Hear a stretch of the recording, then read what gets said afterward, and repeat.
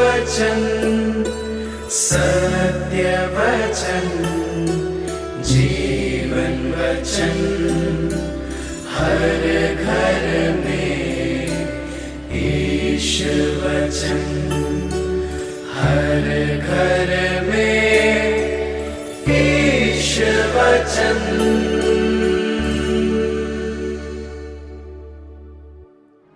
प्रभु आप लोगों के साथ हो और आपकी आत्मा के साथ।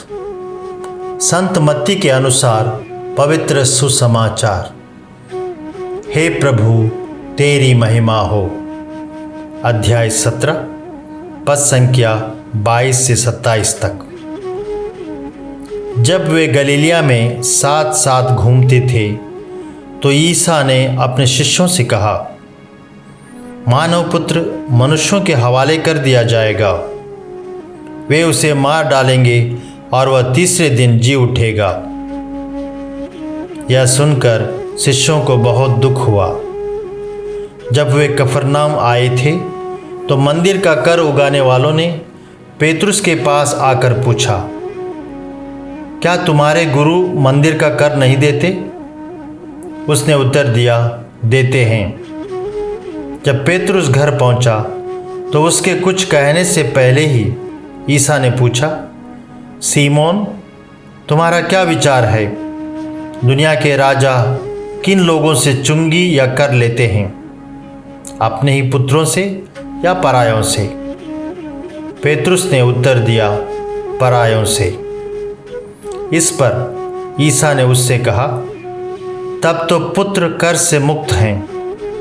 फिर भी हम उन लोगों को बुरा उदाहरण ना दें, इसलिए तुम समुद्र के किनारे जाकर बंसी डालो। जो मछली पहले फंसेगी उसे पकड़ लेना और उसका मुंह खोल देना। उसमें तुम्हें एक सिक्का मिलेगा, उसे ले लेना और मेरे तथा अपने लिए उनको दे देना। प्रभु का सुसमाचार। हे क्रिस्त तेरी स्तुति हो। प्यारे मित्रों, आज का पहला पाठ जो विधि विवरण ग्रंथ से लिया गया है, ईश्वर कौन है, इस प्रश्न का उत्तर प्रदान करता है। वह एक सृष्टिकर्ता, पालनहारा तथा सर्वशक्तिमान है। उसने हमारी सृष्टि की है। वह हमारी देखरेख करता और हर प्रकार की बुराइयों से रक्षा करता है। इसलिए हमें कृतज्ञ भाव से उसके प्रति समर्पित होकर सभी ईश्वरीय आज्ञाओं का पालन करना चाहिए। मिस्र देश के राजा ने अपने हठ और कठोरता के कारण कई बार ईश्वर की आज्ञाओं का उल्लंघन किया। मूसा द्वारा बार बार आग्रह करने पर इस्राएलियों को जाने की अनुमति देकर विपत्ति हटते ही तुरंत मन बदल देता था। हम भी कई बार अपने हठ के कारण ईश्वर के नियमों का उल्लंघन करते हैं। दीन दुखियों, गरीबों को मदद करने से मुकर जाते हैं। कलीसिया की शिक्षा और उसके नियमों का भी विरोध करते, शिकायत करते या उनके पालन में लापरवाही करते हैं। जिस प्रकार धर्म के प्रति हमारी जवाबदारी है, उसी प्रकार अपने देश के प्रति भी हमारी जिम्मेदारी है। सरकार हमारे घर द्वार और जीवन की रक्षा करती है। न्यायपूर्ण शासन व्यवस्था करके हमें आगे बढ़ने, उन्नति करने का अवसर प्रदान करती है। इसलिए हमें चाहिए कि हम सरकार को कर चुका दें। देश के कानून का पालन करते हुए अपनी जिम्मेदारी को निभाएं। आज के सुसमाचार में प्रभु यीशु इसी की ओर इंगित करते हैं। प्रभु चाहते हैं कि पेतरुस कर का पैसा दे दें।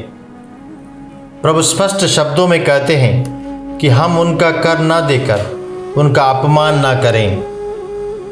पेतरुस को अद्भुत तरीके से कर देने को कहकर अपने देश के प्रति सही तरीके से अपने कर्तव्य को निभाने का मार्ग बताते हैं। आज के पवित्र सुसमाचार में एक महत्वपूर्ण बात कही गई है। ईश्वर सब कुछ जानता है, उससे कोई भी बात छिपी नहीं है। वह हमारे दैनिक आचरण और हमारे शब्दों को जानते हैं। हम लोगों को धोखा दे सकते हैं, पर हम प्रभु को नहीं। इसलिए हमें प्रभु दृष्टि में जीने के लिए निरंतर प्रयास करना चाहिए। यह हमारा दैनिक लक्ष्य हो कि हम ऐसा कुछ न कहें जो हम नहीं चाहते हैं कि मसीह सुने, और हम ऐसा कुछ न करें जो हम नहीं चाहते कि मसीह देखें।